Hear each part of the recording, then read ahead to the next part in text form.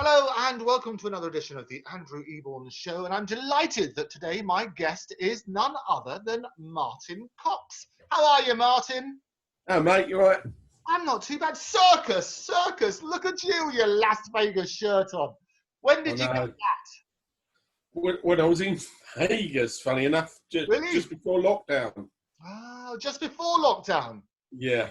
So when were you actually there? So lockdown was March the 23rd. When were you there? Yeah, so I was there beginning of mid-March just before that, probably a week Literally before. Literally just before. Good heaven. I love circus. When I first went to Las Vegas, I made a point of staying in a different hotel every single night, because you can do that on the Strip, can't you? Yeah, you can, yeah. I found a really nice, reasonably priced place. There's my wife. Just around the corner. Look at people wandering around. That wasn't socially distanced. That's my wife. It's all right. The wife. We're in the same house. Anyway, so so it was just literally off of Fremont Street, really reasonably priced, so it was easy to get around. How much is reasonably priced these days? Because Vegas is quite reasonably priced anyway, isn't it? How much did you pay? Yeah. It was about $50 a night. It's not bad, is it? And I'll tell you what, if you're a high roller, they actually look after you well. You actually get it for nothing. Yeah. I'm not a high roller, unfortunately. Is that right? So were you actually performing in Vegas, or were you just having a bit of fun? No, I was lecturing at the Vegas club, Magic Club. So, you know. You do quite a bit of lecturing, don't you? A fair bit, yes. Yeah, a fair bit, yeah. I've just done a tour of the whole, more or less, whole country. The tour of the whole country? More or less. Well, I started America? I started in Chicago.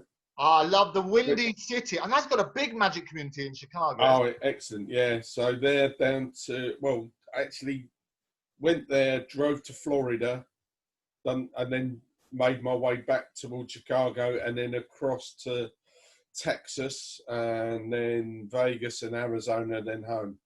And do you love being on the road?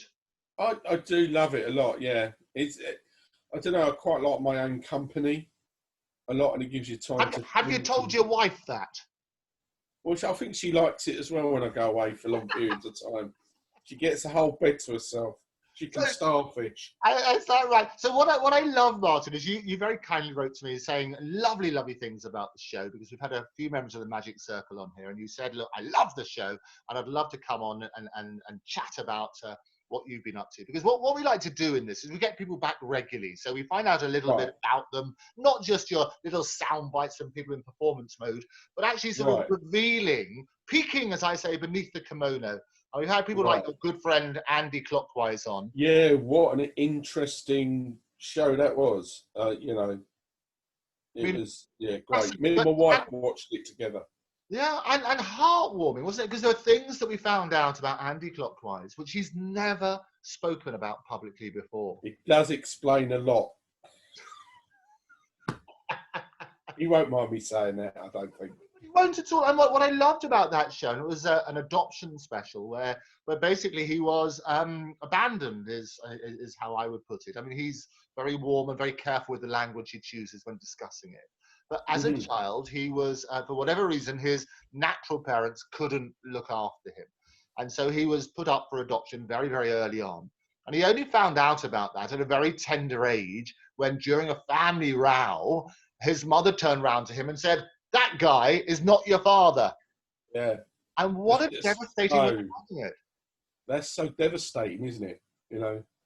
Really, really tough. Well, I didn't know, I'd never met my father, so I sort of empathise a little bit, but I've never been motivated to seek him out. I know a bit about him. I know quite a lot about him, but I never got motivated to actually go and seek him out. But I keep finding little things out after my mum passed away from my other brother, who sort of gives me snippets, if you like, if I ask the right questions. So what have the right questions been? What little snippets have you had? Well, I didn't know what my father's occupation was. What is it? I do now. What is it? What is his occupation? let's put it this way: he wasn't on the right side of the law. Is he inside at the moment, or? I have no idea. I believe he might have passed away.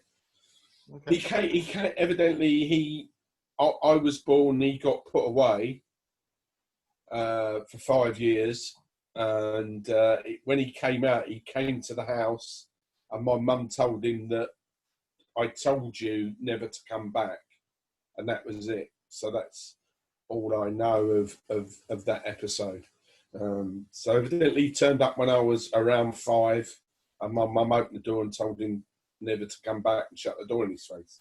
So my opportunity to meet him was gone. So how old were you when your father left home? Well, he didn't leave home. He got put away. And how old were you when that happened? Well, I actually wasn't born when that happened. So I was born after he got sentenced, and so it's quite So I haven't really seeked him out as such. I'd like to know what he looked like. That's the only thing, and there's no picture evidence anywhere. And I dare say I could go down that road and look at criminals of that era.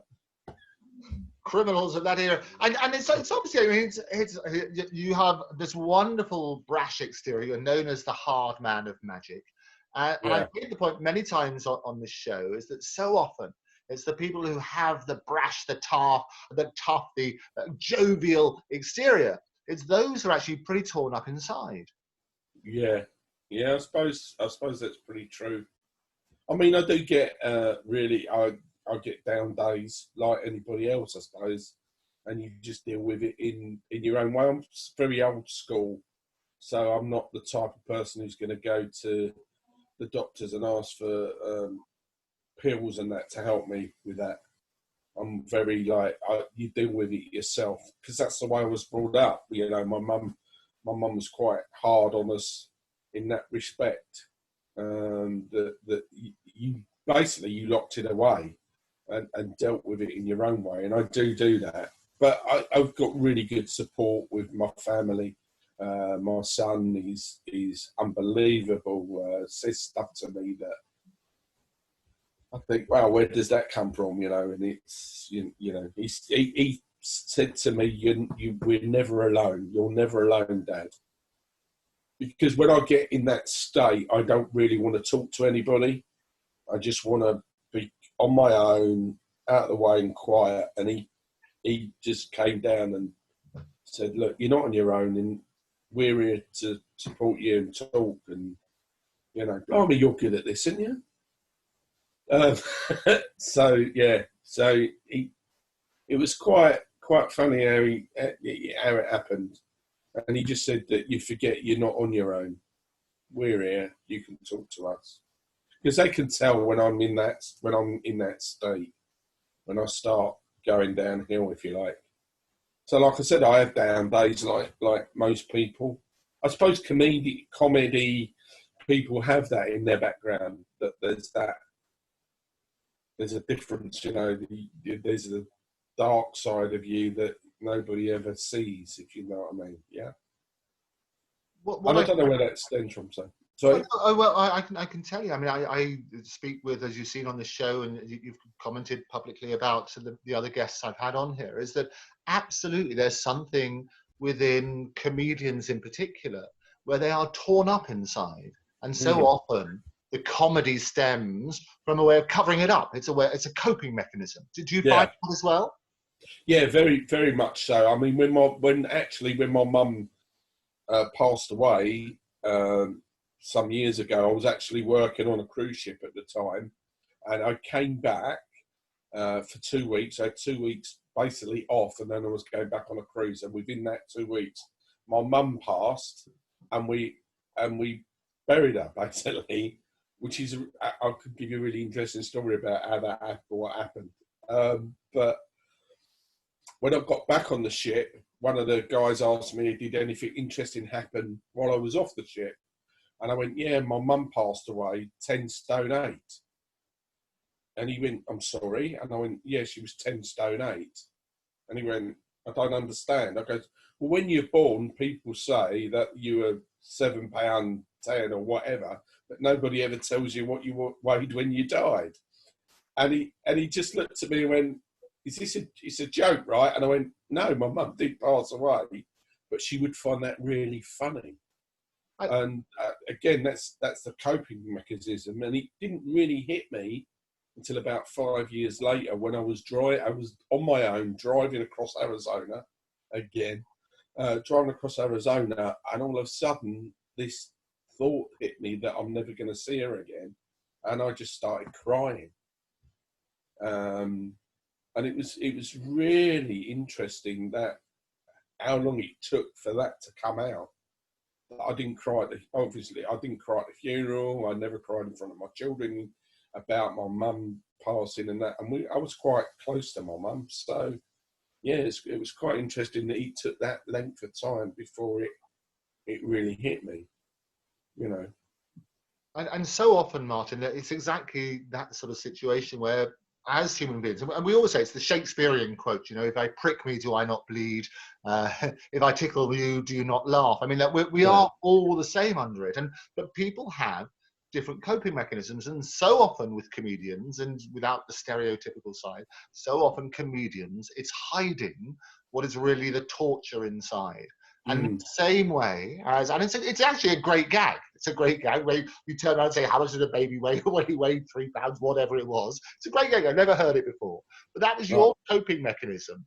And that shock value of somebody when you say that to, it's almost, comedy is sort of stretching the boundaries, isn't it? You're always pushing it on the stage a little bit further. I do get in a lot of trouble for some things I say, but I term that as close-up comedy rather than public comedy. So it's things you'd say, or people call it in the pub comedy. It's the things you say to your friends or your close friends that you'd never say out loud and on stage, that you find funny, and then you get that shock from them. And I find that really fascinating that they get really upset or uptight about it, or say you shouldn't. So it's not funny because they find it funny, but they're shocked by you've said it out loud, if you know what I mean. And absolutely, and they always say that in comedy you have to know where the line is. Yeah. And then go beyond it. Yeah. Because that's how you get humor. And nowadays, I mean, lots of things are being stripped. People are scared to say things, aren't they? Definitely. Oh, unbelievable. The well, we say PC, but it's PC world is and stuff, and you have to really think before you. Like I said, that's why I coined the term close-up comedy, because it's things I've written gags that I can only tell to my closest friends. And there is this culture thing. I mean, I've been told some really good Jewish jokes that only Jewish people can tell. Because if I tell them, they're racist. And I've been told some ethnic jokes that only that ethnic minorities can tell, because if I say them, they're racist. And I find that very interesting as well. I mean, I study comedy. Literally, I watch so much stand-up and stuff, and I analyse the joke and where it come from. And there's certain comedians that I admire for the way that they go about telling these jokes. I mean, his name's just gone out of my head now, and it's funny. Jimmy Carr has a great thing in his show where he says, "Let's see how offensive I can get," which now allows him to tell the jokes that he couldn't really tell on stage. And that is just genius in that way of thinking. Oh, no, and Ricky Gervais does this very similar thing. Exactly.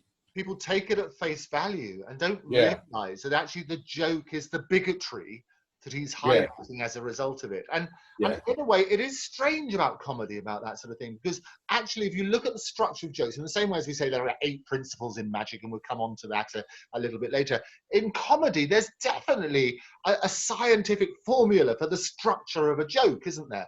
And if you go all the way back to Greek comedy, you're either working on slapstick, or you're working on the surprise twist of language, or you're working on highlighting the differences. And that's the reason why we become to the sort of PC world, as you put it. Yeah. Because Yeah. most jokes are based on highlighting differences, aren't they? That's right. That's right. And you know, and again, there's some jokes that I would tell him. I told my friend I write jokes and I write down jokes I like. They're all on my phone. I've got a big list of jokes on my phone, and some of them, it's just the rhythm that makes it funny. It's not even the words that make it funny. It's the rhythm of the joke that makes it funny. And like I said, I have got in lots of trouble in telling them jokes to friends and other people overhearing them. But I'm explaining to them what the joke is, and I'm explaining the rhythm. But if other people overhear that conversation, they think terrible things about me. So I'm very careful where I say them now. And that's the worry. The objection I've got at the moment is people being too careful, because for me, it's all about intention. And I totally get it. So often, reality and perception are not aligned.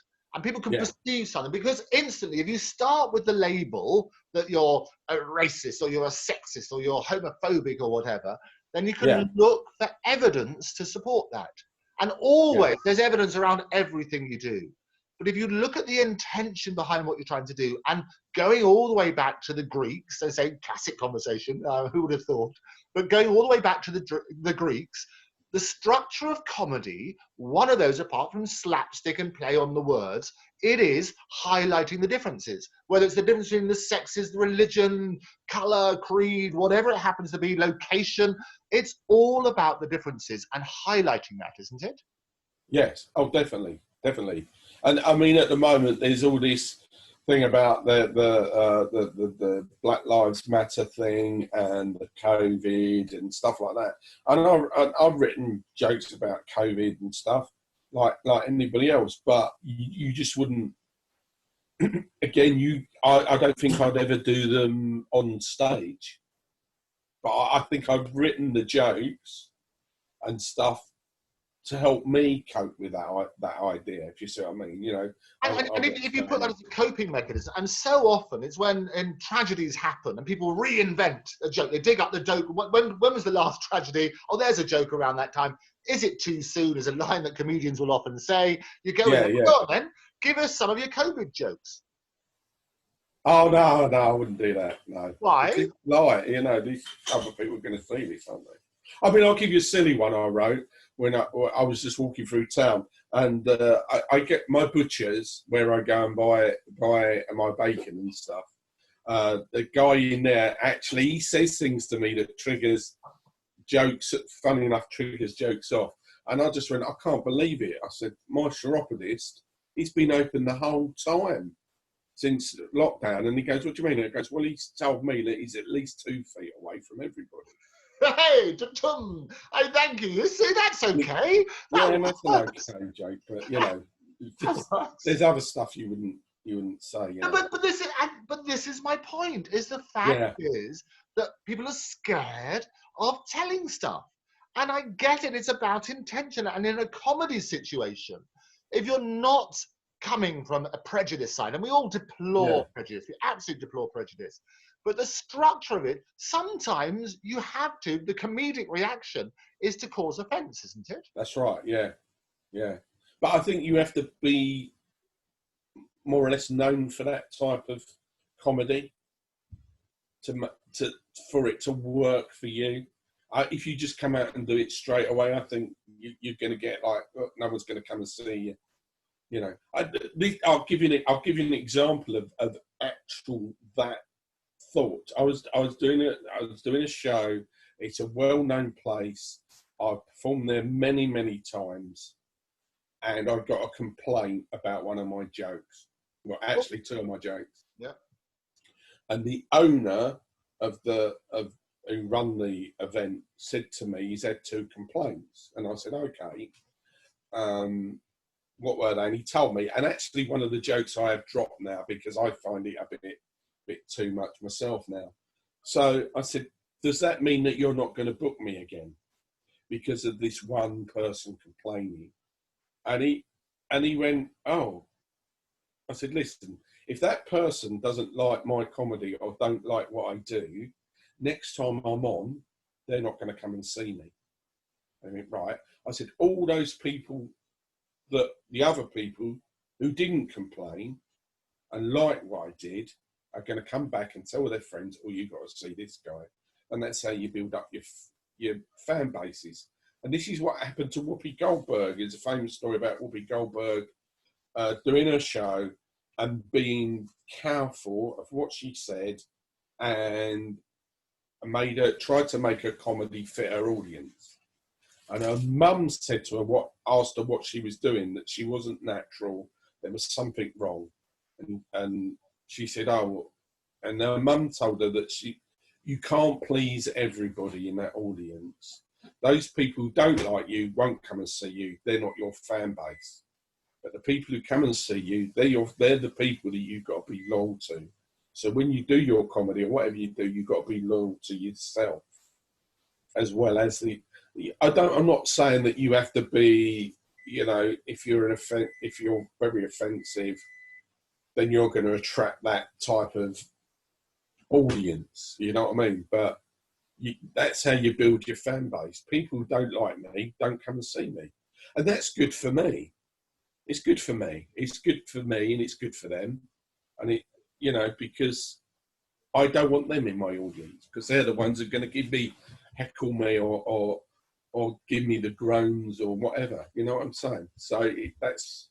Well, no, I think you're absolutely right, and this is my concern about the current situation: is that we're going to effectively castrate the comedy, if you like, is what's going to happen. You have to be hard-hitting sometimes. I love satire. I like people who can shine a light on bigotry. I mean, a lot of people, if you take Ricky Gervais, take Jimmy Carr at face value, you would think some of the things they say, and there are lots of people in the States as well, you turn around and you think that actually, if you don't have that comedy edge, and as you probably know, I was the chair for a couple of years of the Montreux Comedy Festival. And really? So I was the chair of that. We used to go to Switzerland, and basically fantastic place where they had the jazz, and we did the comedy festival. And I looked at comedy around the world, and we had some brilliant comedians. And what I love about this show, and what I loved about doing the Montreux Comedy Festival, is that people around the world are all the same. They're all the same. There are things that make them laugh, which if you start analysing a joke without deconstructing it, because then it's not too funny. They always say if you have to explain a joke, well, it's not as funny. But you can understand the structure and the rhythm of comedy. Yeah. And what happens is the structure and the rhythm of comedians in Russia, in the Middle East, in Korea, in Australia, and so on and so forth. And we've had a number of comedians on this show who I basically have talked about this sort of thing. The structure is the same because we all laugh at those common elements. And as soon as we're not allowed to talk about it, that's a really sad society, isn't it? But the thing is, people get comedians and stuff, and especially on cruise ships, if you get a complaint from one passenger, then you're off for a while. You know what I'm saying? And the same with some, they're too scared of that one person complaining, and you shouldn't be scared of that one person complaining. I admit, it was a stabbing joke. I took it out because there was a lot of stabbings at the time, so I took that joke out. And it may go back in later on in when I'm doing stuff. I don't know, you know. But you're also right about knowing your audience, because it works both ways. And I get it that on a cruise ship, actually, you do have to have that more family entertainment in inverted commas. Fair enough, yeah. And I think, but if you're in and do a lot of work with comedy clubs and so on and so forth, then they won't allow. You're not allowed to do sexist jokes. You're not allowed to do other bits and pieces. But looking at where you start developing your own audience, so people who come along to see a Ricky Gervais show, Yeah. They No, know and what they're in again, for. yeah, yeah. No, that's fair enough as well. Yeah, I understand. Yeah, I mean, Paul Foot is another comedian who can be very on the edge of stuff, and I've seen him at little comedy clubs, and absolutely, you know, the audience really turn against them, and you, okay, so he's trying this new material out, but he's trying it out on the wrong people. Really, he needs to try it on people who are going to come and see him, particularly. And lots of people come and see Paul. I mean, he's got Yeah, it's either like sort of do your favourite requests. You ask him about his cake routine and that whole routine about being moist. You know, yeah, this is what he does. So no, Paul, but he looks like a comedian as well. yeah, And I guess yeah. that's another element, isn't it? Is that if you're physically blessed in a certain way that you look funny, is that the way you go? Oh, I don't know. No, I don't think so. I don't. Oh, I don't. That's a good question. No. I mean, again, I look like I'm going to punch you in the face, but once you get to know me, you know I'm not. I'm more likely to stroke you on the face. But I do Equally use. scary, I have to say, being stroked on the face by Martin Cox. In the current climate, it's far worse. Oh, maybe. It's just, it's just that. Yeah, no, I think you're probably right. Actually, you've changed my mind. There you go. That was quick. You're very pliable, aren't you, Martin Cox? I am. I'm too pliable. Well, they That's turn out. They say in the acting profession. People used to have a certain characteristic. If you're going to play a leading man or a leading woman in those sort of days when they do that, or they can turn around and say, "Well, he's not a leading man or leading woman. He'll be a character actor." You know? And that's what they say. Would that be a fair description of you? Yeah, too ugly. It's a face. They either say a face for radio or a face for comedy or that sort of. Well, everybody's beautiful. Everybody's got a fantastic characteristic. But I've been a background artist for a few things, and I was in the Bill many years ago, and the director made me turn my head away from the camera, and they just shot the back of my head. And I found out why. It's because he thought that people will think I'm Fred Elliott from Corrie in the show, and I'd draw their face, I'd draw their eyes from the actors. So they made me with my back. So the back of my head is in that show. But actually, I don't know how that made you feel at the time. But actually, that's a great compliment, because when you can come out and you see certain people who will draw attention on a screen, they will draw the eye. So I'm working with something called 8K at the moment, which is this super high definition way of watching stuff on this big screen. And I was engaged to go down to Cannes to help present this with some wonderful people, NHK, which is the equivalent of the BBC in Japan. And we did all sorts of things. And we saw this 8K where every pixel on this giant screen, you could identify the actors. Now, that's both good and bad. It's great when you do wildlife, because wildlife is not pretending. They'll just be fluffy penguins, and they'll do what penguins do, and they look fantastic. When you're acting, if you're not acting at the right moment, you get the impression that actually this is fake. So you see people, background art, they might be eating a meal, but you're not really eating it because it's not really proper food and that sort of stuff. When it's on a big screen and you're seeing every pixel, you're missing out on that. So my point is this: you can get it when somebody draws the eye, as you were told in the Bill. That's a real skill to have, isn't it? Oh, yeah, but it's also got a lot of disadvantages in the fact that I'm not going to get any more work in that area. But do you want to work as an extra, or do you want to be working as a lead? Yeah, that's a good. Well, I quite like working. I quite liked working background when I did it. Ricky was great in that, in extras. When you watch that and you've done that work, you recognise that prejudice, if you like, against the different acts, like RADA actors and non-RADA actors. There's such a difference, and he got that so right.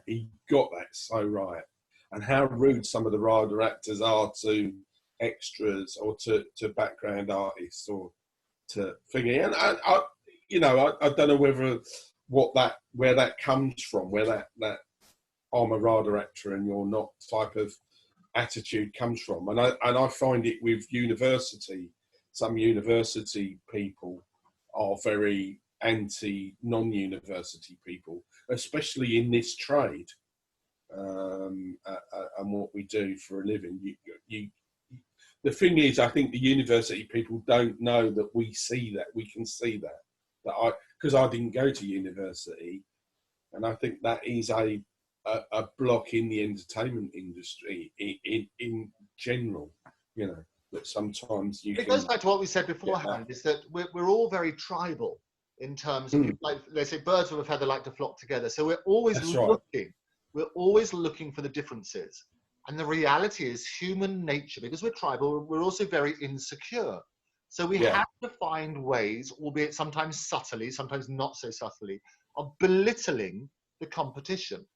Yeah. So what happens is we can belittle them either because of education, because of religion, because of political views, because of anything, because of we're a supporting actor and I went to RADA or whatever. Any of those things are designed to belittle. And the problem with the profession is that you are self-employed. And as you're self-employed, you're competing against everybody else. So whatever you can do, you have to try and knock them down, don't you? No, I don't think so. Because I've met some really lovely actors and people in my profession before I became an entertainer. I don't know if you know that I actually was a bouncer and I used to do security and stuff. And I've done gigs where I've met lots of different famous people.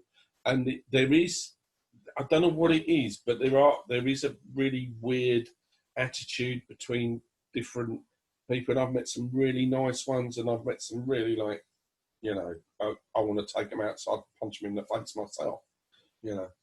And I'm not really like that at all, even though I've done security and I used to be a bit of a bouncer. But the difference is this, and as you know, lots of very, very famous people, and actually the more famous they are and the more successful they are, the more comfortable they are in just being themselves. And one of the things I'm always talking to everybody about is just be yourself. I like the phrase, be yourself, because everybody else is taken. Yeah. And if you work on that sort of principle. So what happens, and I've seen it, where you get some people turn around and say, I met this A-list celebrity and they were wonderful, they were so nice, they're just like they are on screen. And somebody else will say, I met them and they were horrible. And the short answer is, both answers are correct. In the same way as we have great moments and we have bad moments. It depends when you catch them, doesn't it? That's right, that's right. I mean, I met Mick Jagger when I was doing security, and he was just so down to earth, and we chatted for about 10 minutes. If I'd have known he was a fan of magic, I'd have told him he don't do magic, but I didn't know at that time. But, you know, we had a great conversation. It was like just talking to your mate and stuff and like that. So he was wonderful. So, yeah, I think you're right. I think you have to catch people at the right moment, and I'm very, myself personally, I'm very careful if I meet famous people, or if I do things with famous, I treat everybody the same. But but that's the best advice. And when you're talking about it, people, they don't want to have all the naff stuff. They don't want to have the little sound bites. They love it. And it's probably very good, actually, that you didn't know he did magic. Because the problem with magicians is they feel as though everybody wants to see them all the time. And so that's right. You go up to somebody and say, let me show you something. Well, not now, maybe later. This is great. But why don't you establish yourself as somebody who's really interesting? And then they'll want to see you, won't they? Well, yeah, I mean, in my close-up work, I mean, magicians get a bit thing about my close-up work. Is I have a conversation with the table before I do any magic. I go to the table and I have a conversation. I might try and get in, and I use different techniques to get into tables and to chat to people. And I sort of try and make them laugh first, because so many times you hear that, oh, I don't like magic, I don't like magicians. You hear that all the time. So I won't go in telling them that I'm a magician. And some magicians don't like that, don't like the fact that I'm not doing that, and don't like that I might spend 5 minutes chatting to them about anything else but what I'm actually doing there. And that's that I like to get that turnaround as well when I'm doing private work, when I'm doing private parties and stuff. I like to get that turnaround that I tell the host, don't mention I'm a magician, don't mention you've hired a magician. Let me just mix and mingle with people. And then people, I'll talk to them for a while and I'll go, oh, what do you do for a living? And then I'll say, well, me, da, da, da, da. And then they'll go to me, what do you do? And I'll go, oh, I'm a magician. It's almost like I'm apologising for being a magician. And they go, oh, show us a trick. And then that way, they're asking me to show them a trick rather than them asking them to watch something. Yeah, and it's a much better way of doing things. And the reason is this, and people always assume that people want to watch them all the time. They don't. And when you go and see the best concerts and things like that, and people say, oh, what do they do? And actually, a lot of people say, well, I don't know, but I had a great time. Yeah. And isn't that the feeling that you want to capture? Yeah, yeah, that's right. I want them to. I have this thing in my head that I want people to book me rather than my tricks. Yeah, absolutely. It's a great thing. Just because I do that, and I've always fought against that actors known idea, but slowly realising that maybe people need to know exactly what you do will help you get more work, if you see what I mean. I like, you're right, and you put yourself in the centre stage, so they're booking you. And also, I can tell you, it massively increases the fees that you can ask for. Because if you're asking for, I just want to book a magician, I mean, there are thousands of them. I mean, anybody can call themselves a magician. And whilst you get the badge of excellence with the magic and that sort of stuff, anybody can say they're a magician. Well, I'm there. Oh. And I think we've lost him for a minute. So we're going to take a quick break and we're going to be joining Martin in the next episode. We'll see you after these important messages.